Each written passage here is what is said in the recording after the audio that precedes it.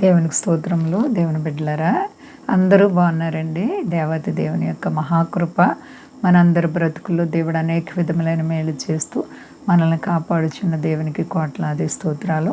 అందరూ బాగున్నారండి. ఈరోజు దేవుని వాగ్దానం యోబు గ్రంథము 22వ అధ్యాయము 21వ వచనం. ఆయనతో సహవాసం చేసిన యెడల నీకు సమాధానం కలుగును, అలాగున నీకు మేలు కలుగును. దేవునికి మహిమ కలుగునుగాక. దేవునితో మనము సహవాసం చేయాలి.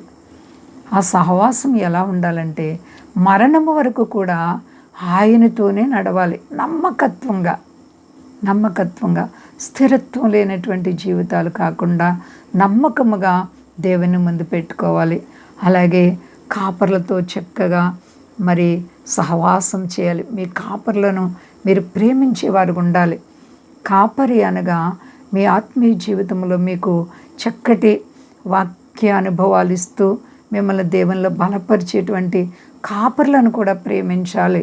దేవునితో సహవాసం చేయాలి. దేవునితో నీ సహవాసం ఎలా ఉంది? దేవునితో నీ ఆలోచన, నీ విశ్వాసం ఎలా ఉంది? మరి నీ జీవితం ప్రభు అయినటువంటి క్రీస్తు వారి చేతుల్లో పెట్టుకున్నావా?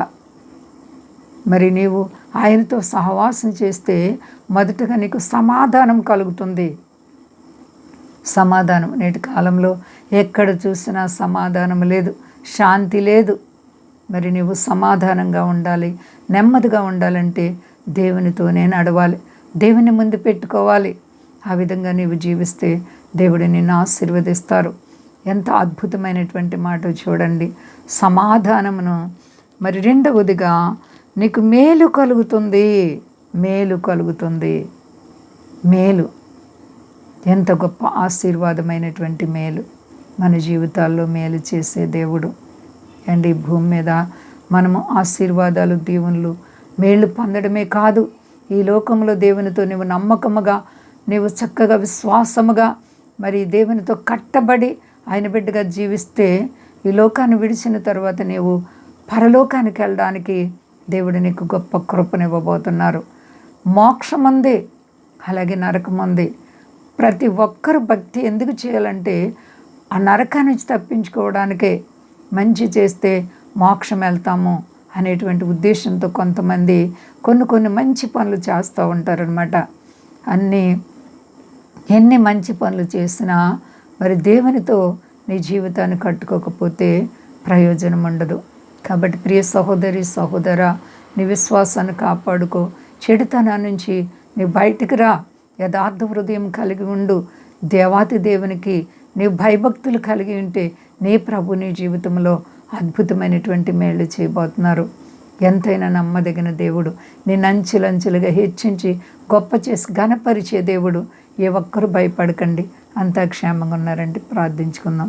ప్రేమ నమ్మకమైన మా తండ్రి, ఎంత గొప్ప దేవుడు. అవును ప్రభువా, నీతో సహవాసం చేస్తే సమాధానము, అంతేకాకుండా ప్రభువా నీ ప్రజల పట్ల నీవెంతగానో నైనా దీవెనలు, ఆశీర్వాదాలు ఇవ్వడానికి ఇష్టపడుతున్న దేవుడు, గొప్ప దేవా.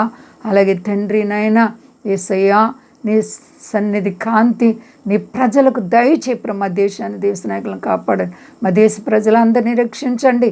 నీ గొప్ప రక్షణలో ప్రతి ఒక్కరిని స్థిరపరచండి ప్రభా. సమస్యలు, రుణాలు, ఆర్థిక పరిస్థితులు ఉన్న ప్రతి బిడ్డలకు నీ నామంలో విడుదల కలుగునుగాక. స్వదేశాల బిడ్డలను కాపాడండి. సర్వప్రపంచాన్ని కాపాడండి. మీ దాసులను కాపాడండి ప్రభా. నీపై ఆధారపడిన వారిని విడవలేదు. మేళ్లతో నింపండి, మహిమ పొంది శక్తి కలిసేనామని నడుచున్నాను తండ్రి. ఆమె.